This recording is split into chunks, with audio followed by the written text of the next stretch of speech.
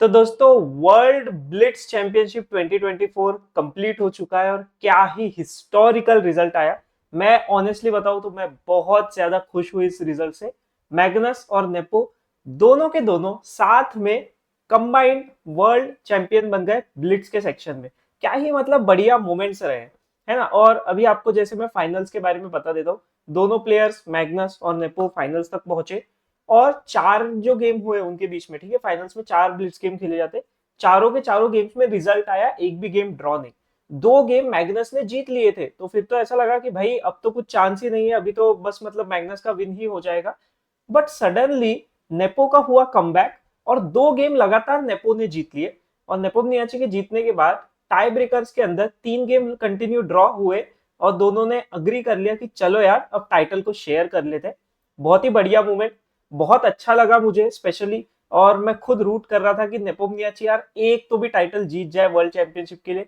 हमने देखा है कि मतलब क्लासिकल वाले में क्या हाल हो रहे थे नेपो के, डिंग लिरेन के अगेंस्ट वगैरह, मतलब इतने साल से ट्राई करने के बाद भी। तो शायद हम सबको कहीं ना कहीं ये चीज थी।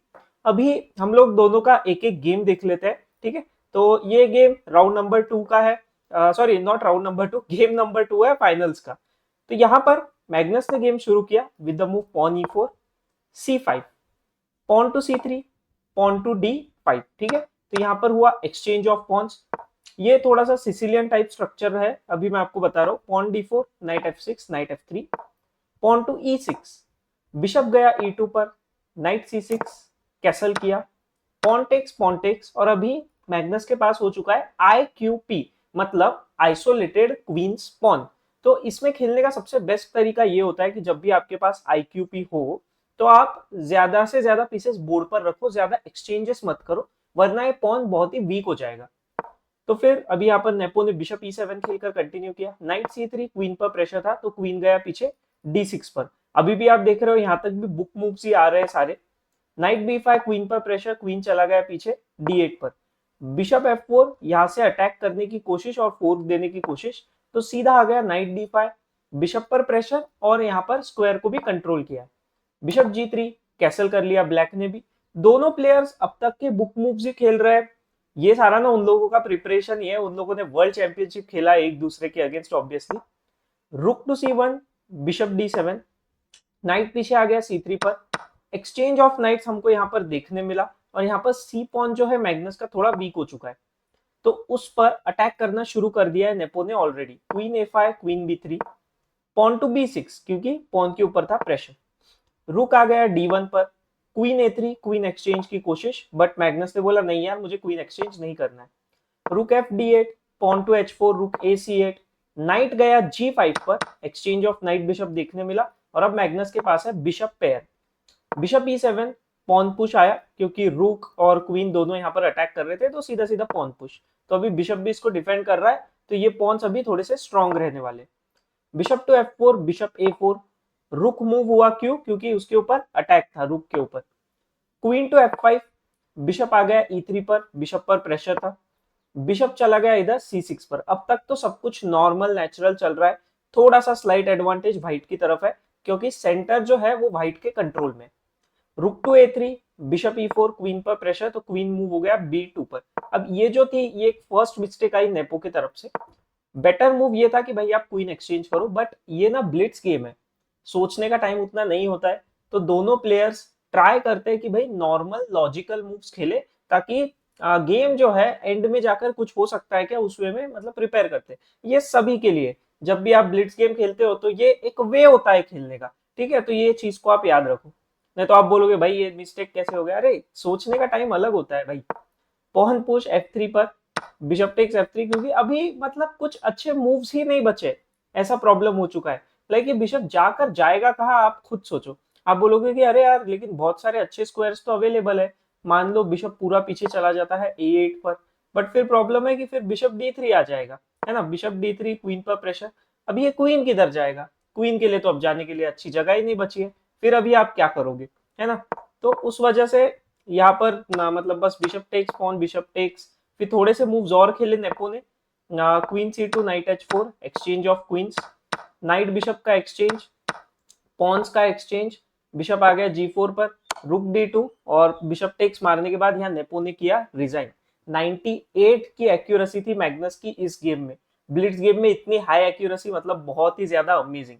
तो अभी चलते हैं गेम नंबर 3 पर जहां से नेपो ने किया कमबैक। अभी मैंने ना कुछ कुछ कमेंट्स पढ़े, भाई ये बहुत ही खराब तरीके के लोग हैं ये, मतलब बुकेश के टाइम पे भी ये लोग इसी तरह के थे, तो ये लोगों की सोच नहीं बदलने वाली। भाई क्या बोले कि भाई मैग्नस ने जानबूझकर ब्लंडर किया ताकि नेपो को चांस मिले विन करने का। ऐसा होता था तो मैग्नस वापस ही नहीं आता था खेलने। ठीक है, अब ये चीज समझो, एक नॉर्मल चीज होती है, ठीक है, वो किसी भी इंसान के साथ हो सकती है। वो नॉर्मल चीज का नाम है थक जाना।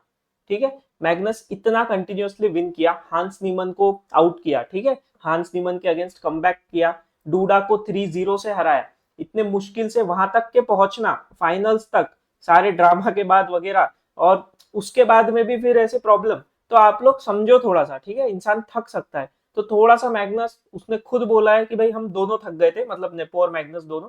तो उन दोनों ने डिसीजन लिया कि भाई स्प्लिट कर लेते और नहीं खेलते।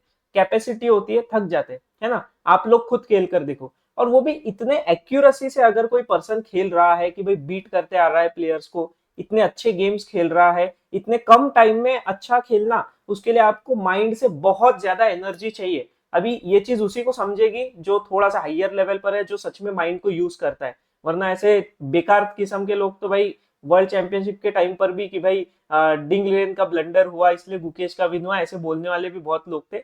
बट आई थिंक अब ऐसा लगता है ऐसो को इग्नोर ही करते हुए आगे चलना चाहिए, क्योंकि ये लोग खुद तो किसी काम के है नहीं, है ना। ये हेटर रह के हेटर जैसी जिंदगी निकालने वाले, खुद कुछ करने नहीं वाले जिंदगी में। चलो ठीक है, जाने दो। तो नेपो ने यहाँ पर C4 खेलकर गेम की शुरुआत की। E5 आया मैग्नस की तरफ से, night C3, night F6, knight F3, night C6। ठीक है, तो ये है इंग्लिश ओपनिंग, और इसमें ये है 4 नाइट्स वेरिएशन, क्योंकि इसमें सीधा सीधा 4 नाइट बाहर आ रहे हैं। Pawn to E3, pawn D5, exchange of pawns हुआ। ये थोड़ा सा ना सिसिलियन के ऑपोजिट जैसा स्ट्रक्चर हमको देखने मिल रहा है ना, रिवर्स सिसिलियन हम इसको बोल सकते हैं। Bishop B5, exchange of knights, bishop to D6, pawn to D4, centre में attack, queen to F6, Magnus ने क्वीन थोड़ा सा जल्दी बाहर निकाला, दोनों प्लेयर्स ने अभी किया कैसल। रुक to E1, pawn to H6। तो यहाँ पर H6 का सिंपल लॉजिक ये है कि भाई कभी भी नाइट जंप नहीं आना चाहिए फ्यूचर में, और अगर बैक रैंक पे वीकनेस रहता है तो फिर किंग के लिए जगह बननी चाहिए। पॉन टू A4 हमको देखने मिला, पॉन A3, बिशप आ गया पीछे D3 पर, रुक टू E8, नाइट आ गया D2 पर, बिशप F5, बिशप एक्सचेंज की मांग। तो यहाँ पे नेपो ने बोला ठीक है बिशप एक्सचेंज कर लेते। Pawn D5, knight to A5, pawn push on E4, queen D7, knight पीछे आ गया F1 पर, pawn to C6, knight E3, exchange of pawns हुआ, और नाइट यहाँ पर सेंटर में आकर बैठ गया है। क्वीन E6, रुक मूव हुआ E3 पर, रुक लिफ्ट की कोशिश अभी नेपो की, बहुत ही बढ़िया मतलब मैं बोलूंगा प्लान सही है।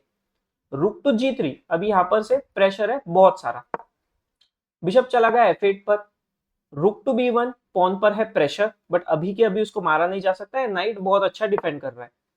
पॉन टू F5 आया अभी मैग्नस की तरफ से, queen F1, pawn takes, night गया इधर C7 पर, और ये हो गया है फोर्क।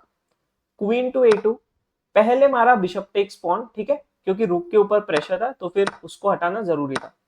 फिर क्वीन टेक्स पॉन, यहाँ पर मैग्नस की मिस्टेक हो गई क्योंकि यहाँ पर रुक को हैंगिंग छोड़ दिया। अभी आप बोलोगे कि अरे यार ये मैग्नस ने ऐसे कैसे रुक को हैंगिंग छोड़ दिया, ये तो पक्का उसने जानबूझ के मिस्टेक किया होगा। अबे एक सिंपल चीज देखो कि रुक मूव कहाँ होगा, है ना। अभी कंप्यूटर के हिसाब से अभी आप अगर देखोगे तो बेस्ट मूव है कि भाई रुक को E7 पर खेला जाए, मतलब यहाँ मैं क्वीन का मूव वापस ले रहा हूँ, रुक E7 खेला जाए। बट फिर बिशप G5 के बाद में क्या, ये मूव भी तो आने वाला है। तो इन सबको सोचने में टाइम लगता है, और मैग्नस के पास और नेपो दोनों के पास में, मैं बोलूंगा दोनों के पास में इतना भी टाइम नहीं है। अभी आप बोलोगे नहीं नहीं मैग्नस के पास 1 मिनट है, नेपो के पास सिर्फ 29 सेकेंड, तो 1 ही मिनट है ना। तो ये सबको सोचना और आगे बढ़ना इतना इजी नहीं होता है। ठीक है, खुद कभी गेम्स खेल के देखो, ठीक है, तब तुम लोग को समझ में आएगा। ये मैं चीजें हेटर्स के लिए बोल रहा हूँ, जो लोग चेस पसंद करते हैं, जिनको पता है कि भाई चेस किस तरीके से वर्क करता है। लोअर रेटेड और हाइयर रेटेड की इसमें बात नहीं होती है, ये बात होती है कि भाई आप अप्रिशिएट कितना करते हो। ठीक है, कोई भी जीतता है तो भाई उसको अप्रिशिएट करना सीखो, नहीं तो तुम लोग के साथ कभी कुछ अच्छा होगा ना तो लोग ऐसे ही बोलेंगे, तब फिर तुमको समझ में आएगा। तो क्वीन टेक्स A4, तो इसीलिए मैग्नस ने सोचा कि यार बिशप रुक E7, बिशप G5, फिर ये सारे थ्रेट्स आएंगे तो कैसा होगा। तो मैं आपको लाइन बता देता हूँ कि अगर रुक E7 आया और फिर बिशप टू G5 आया तो यहाँ पर मूव है कि भाई रुक टू C8 खेला जाए। ठीक है, अभी ये देखो कितने कॉम्प्लिकेटेड मूव है, रुक टू C8 मतलब ये ओनली बेस्ट मूव्स है यहाँ पर। अभी अगर बिशप टेक्स आता है तो बिशप टेक्स आएगा और फिर नाइट के पास में जाने के लिए जगह नहीं बचेगी कोई अच्छी। ठीक है, बट ये सब देखने में टाइम लगेगा, ये सब चीजें आप यहाँ से देखो कि भाई रुक C8 अवेलेबल है, सिर्फ 1 मिनट क्लॉक पर होते हुए ब्लिट्स गेम में नहीं होता है पॉसिबल। तो इसीलिए queen takes A4, knight takes रुक आया, क्वीन टेक्स मार दिया है अभी मैग्नस ने, H3 B5, rook to A1, knight पर प्रेशर, नाइट मूव हो गया C4 पर, यहाँ पर पॉन को उठा लिया है।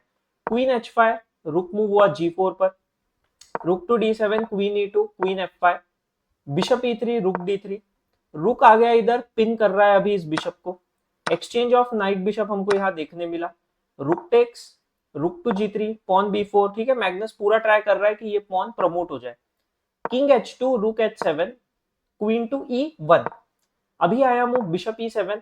ठीक है, बार बार नेपो बस यहीं पे अटैक करने की कोशिश कर रहा है, बिशप F6, रुक B7। ठीक है, रुक B7 से अभी ये पॉन को रोकने की कोशिश है, रुक टेक्स पॉन आ गया, रुक D3, रुक to G4, bishop G5, rook takes pawn वापस, अभी पूरा का पूरा प्रेशर पाइल अप होता जा रहा है इस पॉन पर, यहाँ हर जगह। बिशप F6 आया, वापस चला गया रुक A4 पर, बिशप G5, अभी G रुक से अटैक करने की कोशिश, रुक D1, क्वीन आ गया F3 पर, क्वीन एक्सचेंज की डिमांड, एक्सचेंज ऑफ क्वींस हुआ और यहाँ से तो अभी गेम बहुत ही सिंपल है, सीधा सीधा रुक C4। अभी जैसे आप देख सकते हो वहां पे भले थोड़ा एक्सचेंज हुआ ऑफ पॉन्स, बट अगर सारे पॉन्स एक्सचेंज हो जाते तो फिर मतलब कुछ रहता था। तो यहाँ पर बिशप D4 चेक, और यहाँ पर कर दिया मैग्नस ने रिजाइन, क्योंकि किंग मान लो E8 पर गया तो रुक H7 और फिर थ्रेटनिंग है, लाइक यहाँ पर चेकमेट, तो उसके लिए पीसेस सैक्रिफाइस करना पड़ेगा। तो यहाँ पर ऑलरेडी मतलब कंप्लीटली विनिंग पोजीशन आ चुका है नेपो के लिए, आप ये क्लियरली देख सकते हो। इसके बाद का गेम भी नेपो ने विन किया, उसके बाद कंटिन्यूस ड्रॉस, और फिर दोनों ने डिसाइड कर लिया कि भाई टाइटल को स्प्लिट कर लेते हैं, और हिस्टोरिकल मूवमेंट हो गया कि 2 वर्ल्ड ब्लिट्स चैंपियन हमारे पास में हो चुके हैं 2024 में। और उसका मतलब वीडियो भी है, आप जैसे मतलब फीडे के वेबसाइट पर चेक करोगे या फिर फीडे के यूट्यूब पेज पर वगैरह, तो बढ़िया दोनों हाथ मिला रहे हैं, गले मिल रहे हैं ना, बहुत ही अच्छे मूवमेंट्स है, बहुत ही अच्छे मूवमेंट्स का वीडियो है। और वुमेन्स के इसमें जैसे मतलब वैशाली टॉप पर थी, तो बट वहां पे सेमीफाइनल्स में जू वेंजुन के अगेंस्ट लॉस्ट हुआ, और लास्ट में जू वेंजुन का विन हो गया, और जू वेंजुन बन गई winner of women's world blitz championship 2024। Hope आप लोगों को वीडियो अच्छा लगा होगा, वीडियो को प्लीज लाइक कर दो, चैनल को आप सब्सक्राइब कर दो, और अब मिलते हैं हम लोग नेक्स्ट वीडियो में।